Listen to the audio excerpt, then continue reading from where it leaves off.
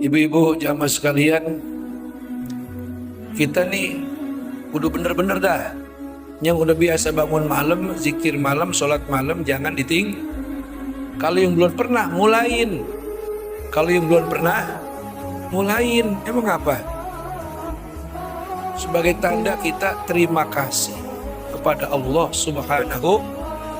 Contoh begini, ketika ada orang datang ke rumah ibu, sahabat kita lah dia, itu orang perlunya bukan main sama kita. Datang ke rumah kita udah ngasih duit 5 juta.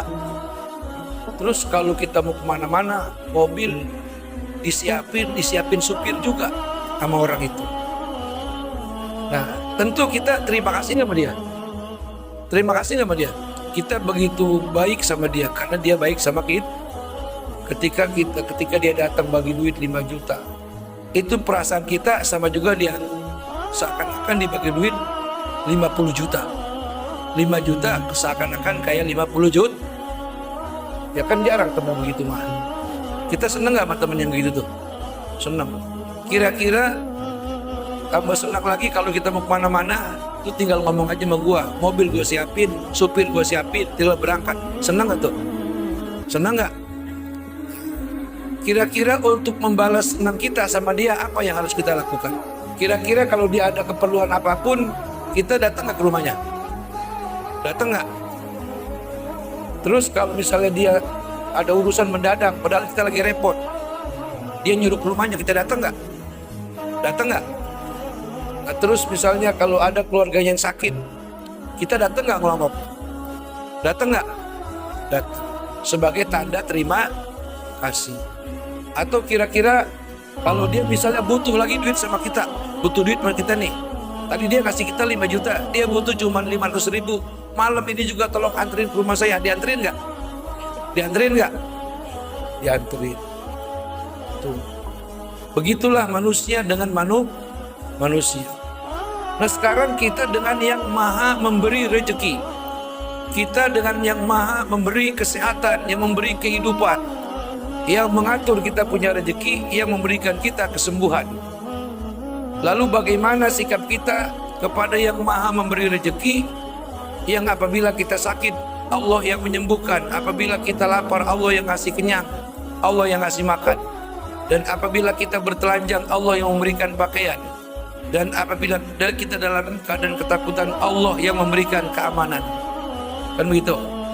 Harusnya lebih tanda terima kasih kita kepada Allah ketimbang manusia. Paham gak? Tanda terima kasih kita kepada Allah kudu di atas segala-galanya ketimbang manusia. Cuman pada kenyataannya terbalik. Terbalik gak? Kita lebih cepat datang ketika dipanggil sama orang yang sudah berjasa sama kita.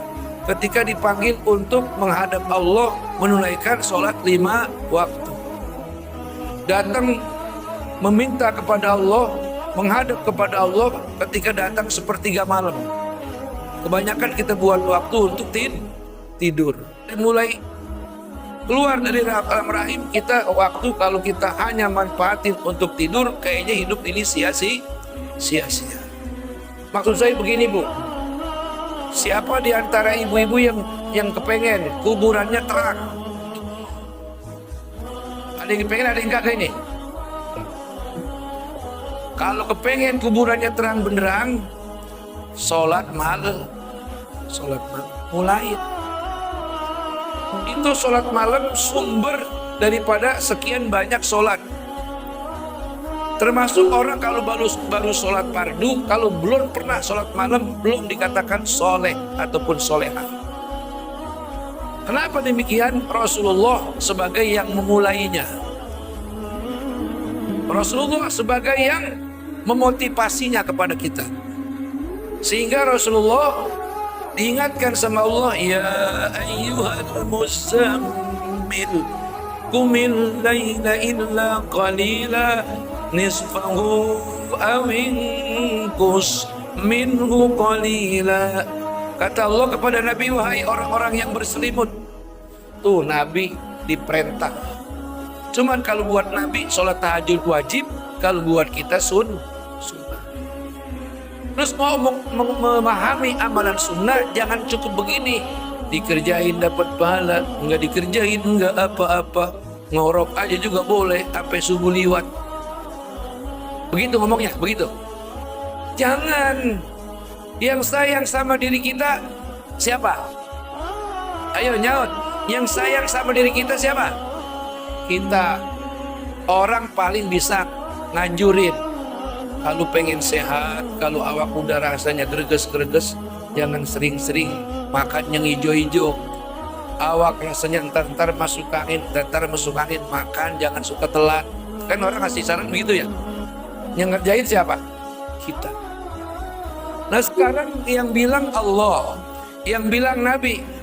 Kata Allah, wa minal laili fatahajjat bihi nafilatan laka asa ayyab'asaka rabbuka maqaman mahmuda. Hai hambaku, waktu yang begitu banyak, jangan sampai kau masuk ke alam kubur nanti kamu baru menyesal. Jangan pula kau sampai masuk ke alam kubur kau dalam keadaan berbaring di rumah sakit, kau diopnam, semuanya isinya kabel, semuanya isinya impusan, kau baru merasakan ingin tahajud. Terlambat enggak? Jangan kita sampai udah mati, kita di rumah sakit lagi belonjor begini nyender nih, impusan dari kaki sampai kepala. Itu rasanya kita udah nyesal, betul nggak? Baru ngomong, ya Allah, buru-buru saya kasih sehat, saya mau sembahyang 5 waktu, saya mau bangun malam. Betul nggak? Itu manusia kayak gitu. Sekarang sama Allah ingetin nih, wa minal laili fatahajjat bihi nafilatan lak asa ayyab'asaka rabbuka maqaman mahmuda. Hai hambaku, daripada malam yang aku ciptakan ada sebagian yang awal jam 12. Tuh seperti sebagian yang awal tengah malam. Dari mulai jam 12. Silakan kamu bangun jam 12. Silakan kamu bangun jam 2. Silakan kamu bangun jam 3. Ngapain? Tahajud bi. Kamu bertahajud. Kamu meminta kepadaku. Kamu memohon belas kasihku. Kamu datangi aku. Dan aku akan memberikan apa yang kamu mau. Dan apa yang kamu inginkan. Allah yang bilang. Kagak percaya. Waktu lebih banyak kita gunakan untuk main handphone. Betul kagak? Zikir cuma 1000 kita kata lama. Zikir cuma 5000 kita kata lama. Padahal baru itu kita mulai zikir, baru itu kita mulai kenal Nabi, baru itu kita mulai kenal Allah. Kalau kita berpikir selama-lamanya seperti itu, sampai kapan kita kasihan sama badan kita, betul apa betul? Dan matinya manusia kalau memang di alam kubur tidak ada pertanyaan kubur. Kalau di alam kubur memang tidak ada nikmat kubur. Kalau di alam kubur memang tidak ada siksa kubur. Kagak perlunya kita sembahyang, kagak perlunya kita ngaji, nggak perlunya kita mengikuti apa yang diperintah Allah, apa yang dijauhi, yang dilarang, atau kita harus kita jauhi dari apa yang dilarang oleh Allah. Betul apa betul? Betul nggak? Paham nggak nih? Ini awas, satu pun kagak boleh yang ada pikiran, lo kan siksa kubur ada, awas bisa kubur tuh, bisa murtad tuh. Kalau kita ragu, pada orang mati begitu aja ya, dimiringin ke sono, dikasih dinding aring, tempatnya sempit, kau kan malaikat muat. Kalau ada punya pikiran kayak gitu, baik-baik bisa murtad kita. Alam barzah tidak seperti kita lihat ahli kubur yang dimiringin ke liang lahat, itu hanya gambaran johir mata kita. Allah adalah innallaha ala kulli syai'in. Sesungguhnya Allah subhanahu wa ta'ala maha kuasa atas segala sesuatu. Jadi itu kubur bukan alam barzah, dia pintu untuk memasuki satu alam namanya barzakh. Itu barzakh, satu alam di mana alam antara dunia dan alam akhir. Itu barzakh, terminal utama menunggu datangnya hari kebangkitan, yaumul ba'ts ya, hari kebangkit. Jadi nanti ada hari kiamat, hari penghancuran, terus hari kebangkitan. Nanti kita bangkit dari kubur, tergantung ponis apa yang kita dapat dari kubur. Kalau ponisnya ahli neraka, bangun dalam keadaan teriak-teriak sesambatan. Kalau vonisnya ahli surga, dia bangun dalam keadaan tenang dan bahagia. Walaupun sama-sama telanjang, kagak pakai baju. Jadi bangkit dari kubur telanjang. Selain para wali, selain para nabi dan para rasul, Para nabi, para rasul semuanya berpakaian. Karena mereka orang yang paling dekat pangkatnya, yang paling tinggi dari sekian banyak manusia adalah para nabi, para rasul. Hanya mereka yang berpakaian. Kita manusia biasa, semuanya telanjang udah nggak mikirin malu lagi begitu mah. Tapi udah nggak ada perasaan malu. Yang terpikir di pikiran kita, apakah saya ini nanti diponis sebagai penduduk surga atau diponis sebagai penduduk neraka. Ya ayyuhal muzammil, hai orang yang berselimut. Makanya selimut, udah ada selimut biasa, jangan tambahin bed cover, tambah porok terus. Betul gak? Bed cover. Malu apa nama Nabi Muhammad? Nabi Muhammad selimutnya kain kasar, yang kalau dipakai musim dingin gerah, kalau dipakai musim panas gatal. Nabi Muhammad selimutnya bukan bed cover, bukan sutra, sengaja supaya tidur. Nabi Muhammad kagak bakal tidur kalau belum ngantuk, dan tidur tidak akan kebluk. Nabi Muhammad buru-buru bangun, sebab sebelumnya berdoa, ya Rabb bangunkan saya jam 2, bangunkan saya jam 3. Kalau kita minta, kalau mau tidur pasti dibangunin, paling lambat jam setengah 4. Jadi kalau mau tidur doa, sebelum membaca bismillah sadat selawat misalnya, terus kita doa, ya Allah saya minta bangun jam 3. Dibangunin dah. Lu pernah nyoba belum? Dibangunin nggak? Dibangunin. Sekebluk-kebluknya karena saking capek kebluk kita. Minta bangun jam 3, paling banter jam 4 lah. Jam 4 udah baik tidur, jangan kebluk-kebluk, sebab tidur saudaranya mati. Ada orang yang saking kebluknya dibangunin susah, tahu-tahu kaku, tidur plus sekalian meninggal dun. Makanya jangan lupa, di samping membaca, kalau mau tidur baca doa permohonan perlindungan kepada Allah. Auzu 3 kali, bismillah 3 kali, syahadat sekali, selawat sekali, 11 kali, tiup ke tanganku sampai ke seluruh badan. Kenapa begitu? Dalam keadaan tidur kagak ada yang jagain kita kecuali malaikat-malaikat, hodang-hodang penjaga dari jampe-jampe yang kita baca. Dia bakal ngelindungin kita. Kita hanya tidur, malaikat-malaikat, jampe-jampe, hodam-hodam jagain kita di tempat tidur kita.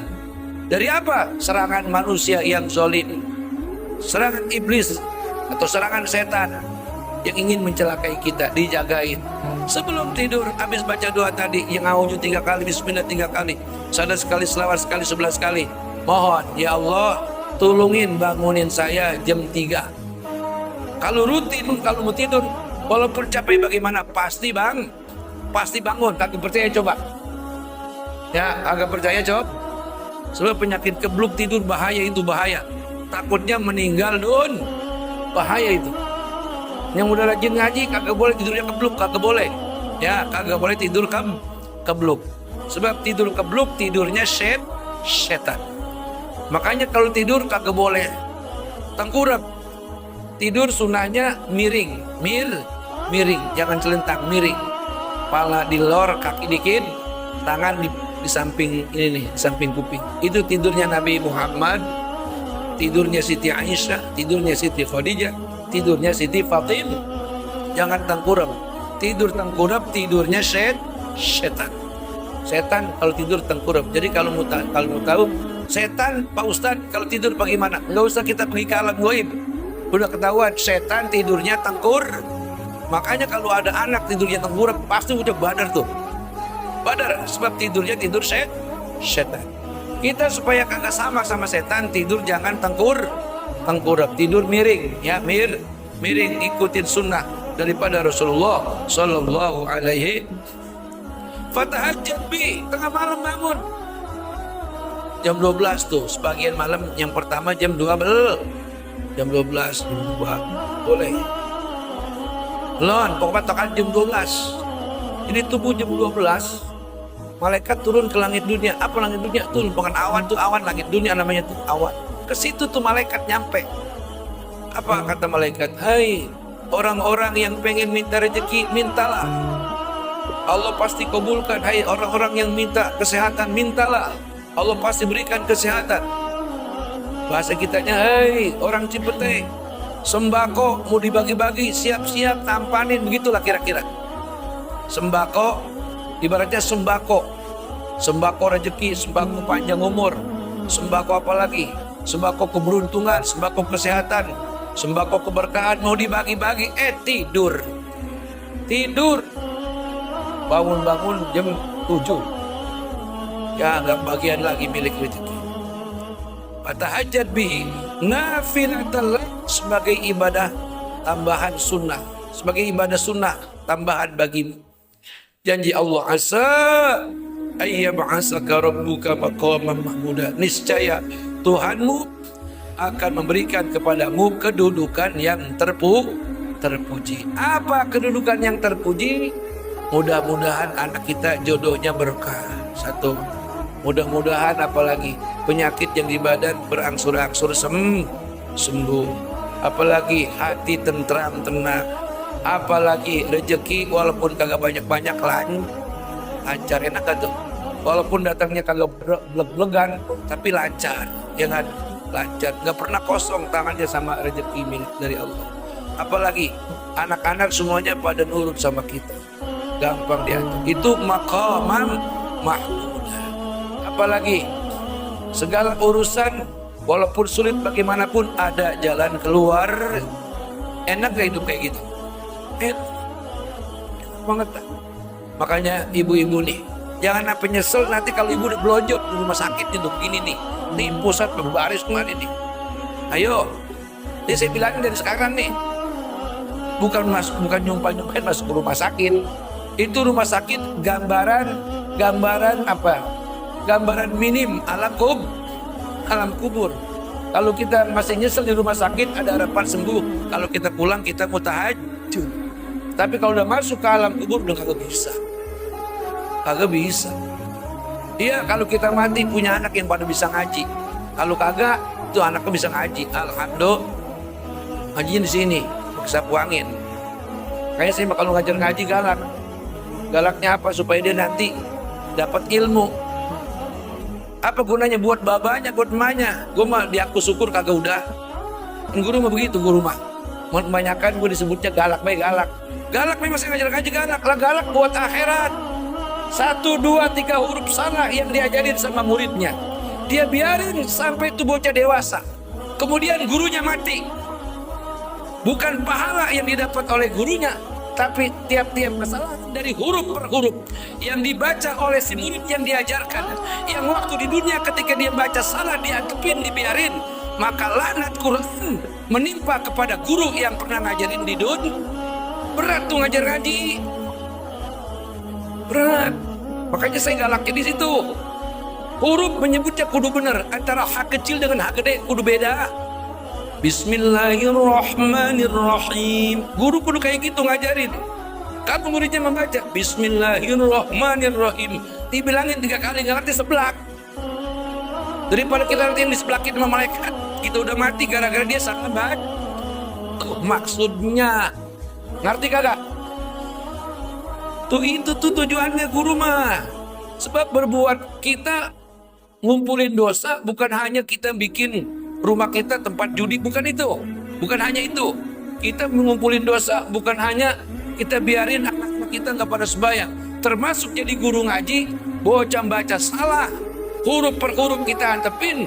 Kalau dia mau galak takut dibilangnya kagak sabar, akhirnya diantepin itu. Benar muridnya banyak. Tapi muridnya sebanyak itu bacanya salah semua. Ketika di gurunya mati, mampus tuh guru dikemplangin di alam kubur. Bukan nikmat tapi laknat. Sebab kata Nabi, rubba qarin wal Qur'anu yal'anu. Berapa banyak orang yang membaca Quran, orang yang ngajarin Quran, tapi Quran bukan memberikan rahmat, bukan menjadi rahmat baginya, tapi Quran menjadi laknat. Kita dimaki-maki oleh Quran. Quran menjelma menjadi makhluk, maki-maki guru ngaji yang kesebutnya sabar, tapi ngajarin murid kagak semenggak, kagak bener. Ngeri banget. Makanya tuh saya begitu tuh ngajar ngaji, bodo amat lu pada bilang galak juga. Yang penting nanti kalau pada mati ngerasain bacaan Quran yang boleh diajarin sama si Sapu Angin itu paham. Kalau perlu cari guru yang begini nih.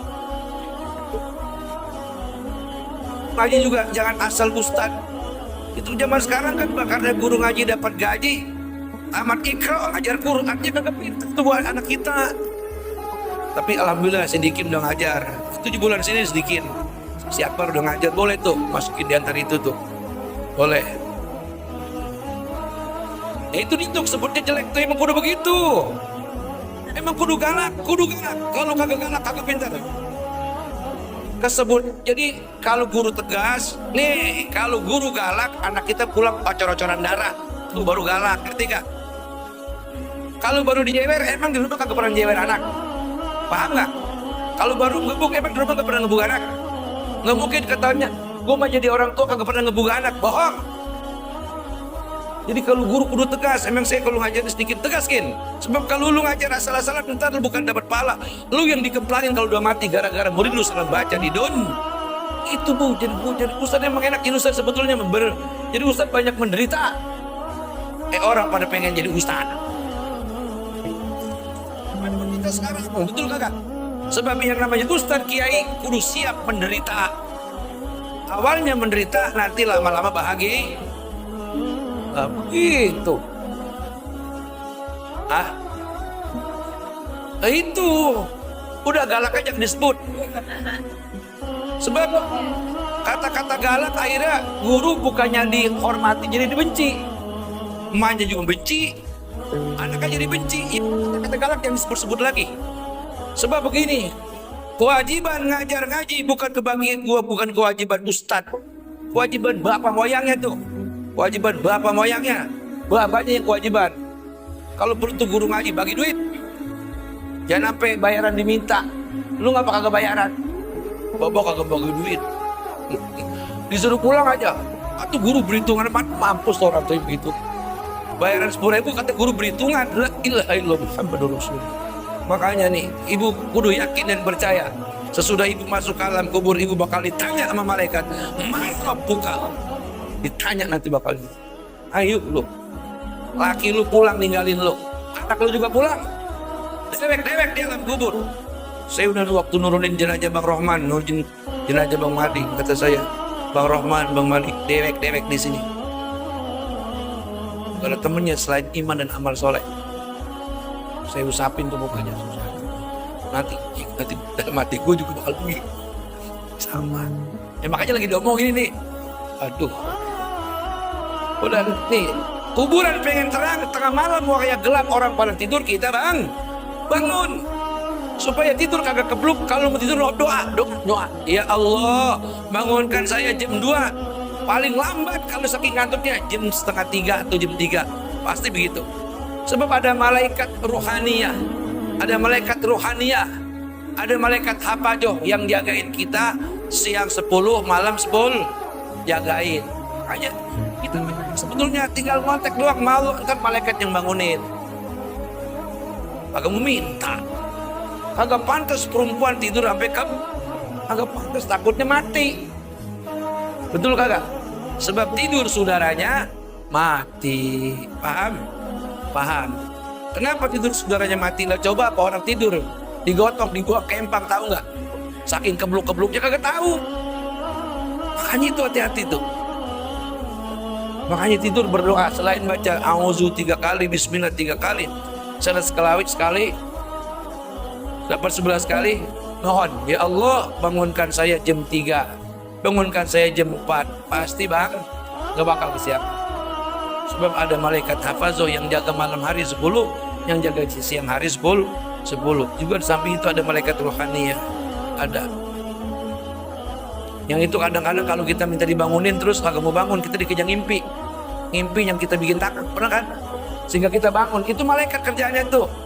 Dibangunin sembahyang subuh maksudnya mah. Kita kadang-kadang dikejar ngimpinya lakinya bawa bininya ke rumah, main ciuman, kan panas lu, hati lu panas. Kan akhirnya bangun. Itu kerjaan malaikat tuh.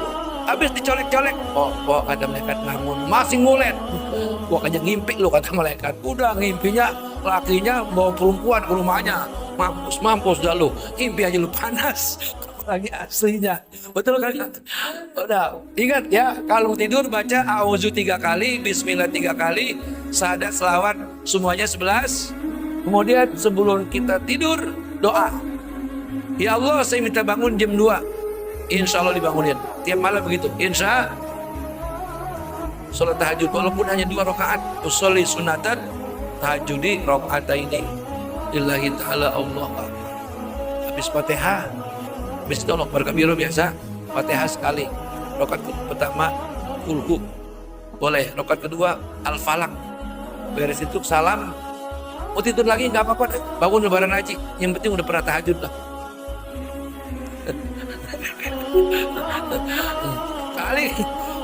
Kali kalau bapaknya terpaksa disuruh bangun malam kayaknya terpaksa. Ayo jangan merasa terpaksa. Ya, jangan merasa terpaksa.